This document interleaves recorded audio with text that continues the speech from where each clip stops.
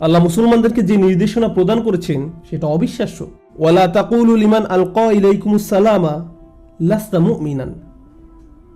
কেউ যদি তোমার দিকে সালাম ছুড়ে দেয়, আলকা ইলাইকুমুস সালামা, আলকা ইলাইকুমুস সালামা, তিনি বলেননি ওয়ালা তাকুলু লিমান ইউসাল্লিমু আলাইকুম, যে তোমাদের সালাম দেয় তাকে বলো না। না, এমনকি কেউ যদি তোমার দিকে সালাম ছুড়ে দেয়, লাস্তা মুমিনান, তাকে বলো না যে তুমি মুমিন নও। ব্যাপারটা হলো, কখনো কখনো রাস্তা দিয়ে পরস্পর অতিক্রম করার সময় বলতে পারি না আপনি আমি মুসলিম কিনা, চিনতে পারি না। আপনি পাশ কাটার সময় পরীক্ষামূলকভাবে বললেন আসসালামু আলাইকুম, অপরজন জবাব দিল ওয়ালাইকুম আসসালাম। এখন আপনি জানেন সে মুসলিম। আমরা জানি যে আমাদের ধর্মবিশ্বাসের বিভিন্ন স্তর রয়েছে, ইসলাম, ইমান, ইহসান। ইসলাম হলো এই লোকটি অন্তত শাহাদা গ্রহণ করেছে। পরের স্তর হলো ইমান, শক্তিশালী বিশ্বাসীদের অন্তরে ইমান থাকে, তাদের বলা হয় মুমিন। এই আয়াতের ক্ষেত্রে আমি আপনি আশা করেছিলাম আল্লাহ হয়তো বলবেন কেউ যদি তোমাদের সালাম দেয় তাহলে মনে করবে তারা মুসলিম, কিন্তু আল্লাহ বলছেন কেউ যদি তোমাদের প্রতি সালাম ছুড়ে দেয় তাকে বলো না যে তুমি মুমিন নও, লাস্তা মুমিনান। বিষয়টা আসলেই অসাধারণ। এখন যে লোকটি আমার পাশ অতিক্রম করে গেল, আমি শুধু তাকে মুসলিমই মনে করব না, বরং আমি মনে মনে ধরে নিব সে একজন আন্তরিক বিশ্বাসী, যার মাঝে মুনাফিকির কোনো সম্ভাবনা নেই। এই লোকের ভিতরে মুনাফিকির কোনো সম্ভাবনা নেই। সে যে মুনাফিক নয় এই ব্যাপারে আমার কাছে একমাত্র যে প্রমাণটি রয়েছে তা হলো সে বলেছে আসসালামু আলাইকুম ওয়া রাহমাতুল্লাহি ওয়া বারাকাতুহু, শুধু এটাই। আর এটাই কোরআনের অভিমত।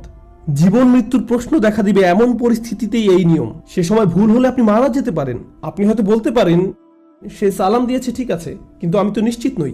আল্লাহ বলছেন তোমার নিশ্চিত হওয়ার জন্য সালামই যথেষ্ট। যদি কখনো এমন পরিস্থিতিতে পড়ে জীবনও হারান কোনো সমস্যা নেই, কিন্তু কারো ইমানের ব্যাপারে সন্দেহ পোষণ করা তোমাদের জন্য আরো বড় বিপদ। সেটা তোমার দুনিয়া আখিরাত দুটিই বরবাদ করবে। আমরা দারুণ একটা সময়ে বসবাস করছি যেখানে একজন মুসলিমের সালাম আমাদের জন্য যথেষ্ট নয়। একজন মুসলিম আপনাকে সালাম দেওয়ার পরেও কিভাবে সে পোশাক পরেছে, তাকে কেমন দেখায়, তার দাড়ির সাইজ কত বড়, বা তার হয়তো দাড়ি নেই, বা তার কথায় হয়তো আঞ্চলিক টান আছে, সে কোন পরিবেশ থেকে এসেছে, এসব দেখে আপনি বুঝে ফেলেন আহারে সে তো একটা মুনাফিক, সে তো একজন পথভ্রষ্ট। কেউ কেউ বলবে ওয়ালাইকুম আসসালাম, কিন্তু একই সাথে মনে মনে ভাববে এই লোক নিশ্চিত জাহান্নামে যাবে। এটাই একমাত্র সান্ত্বনা যে সে মুসলিম। আমরা এত বেশি বিভক্ত। কেউ যখন মসজিদে প্রবেশ করে আমরা তখন সাথে সাথে পরীক্ষা করতে শুরু করি সে কোন ধরনের পথভ্রষ্টতার মধ্যে নিমজ্জিত। কেউ সালাম দিলেই আপনি তাকে বিশ্বাসী মনে করেন না, আর সে আমার সাথে যে ঈমান শেয়ার করে তা আমার প্রতি আল্লাহর একটা রহমত। এই ধরনের চিন্তা আমাদের থেকে হারিয়ে গেছে। সেই দিনগুলো হারিয়ে গেছে যখন কোনো মুসলিম ভাই অপর কোনো মুসলিম ভাইকে সালাম দিত আর সাথে সাথে সব ধরনের শত্রুতা জানালা দিয়ে পালাতো, জানালা দিয়ে পালাতো। ফাআল্লাফা বাইনা কুলুবিকুম ফাআসবাহতুম বিনিআমাতিহি ইখওয়ানান। তিনি তোমাদের পরস্পরের অন্তরে ভালোবাসা তৈরি করে দিয়েছেন, ফলে তোমরা ভাই ভাই পরিণত হয়েছো শুধু তার অনুগ্রহে। এই সালামই আমাদের জন্য যথেষ্ট ছিল। কোন মুসলিম দেশে বা সমাজে বসবাস করা যে কত বড় নিয়ামত মুসলমানরা তা বুঝতেও পারে না।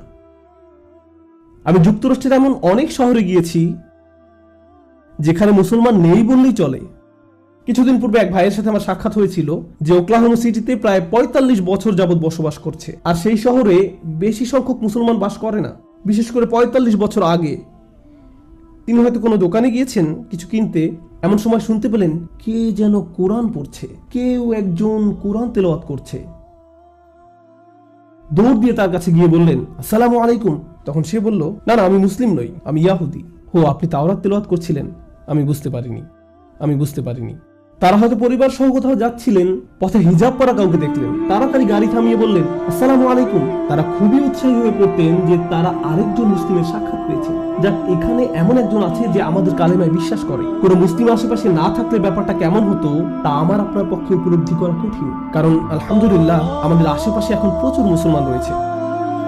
এই মুসলমানের অনেকেই আমাদের থেকে আলাদা, তাদের চিন্তা পদ্ধতি আলাদা, তারা হয়তো অন্য কোনো মাযহাব অনুসরণ করে, তাদের পোশাক আশাক অন্যরকম, তারা ভিন্ন স্কলারদের পছন্দ করে, তারা আমাদের পছন্দের সংগঠনের চেয়ে ভিন্ন কোনো মুসলিম সংগঠন পছন্দ করে, তারা জাতিগত দিক থেকে ভিন্ন জাতির। এই ব্যাপারগুলো কোনোটাই ইস্যু হওয়ার কথা ছিল না। বস্তুত জীবন মৃত্যুর প্রশ্ন দেখা দেয় এমন পরিস্থিতিতেও এগুলো কোনো ইস্যু হওয়ার কথাই নয়। তথাপি আমরা এগুলো নিয়ে মতবিরোধ করছি। আমাদের সালাম এখন আমাদের জন্য যথেষ্ট নয়।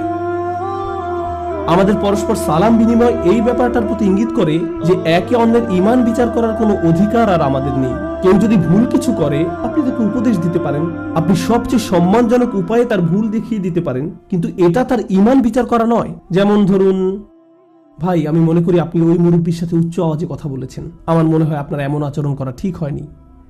ভাই আপনি মনে হয় ভুল দিকে ফিরে নামাজ পড়ছেন, ওইটা কাবার দিক।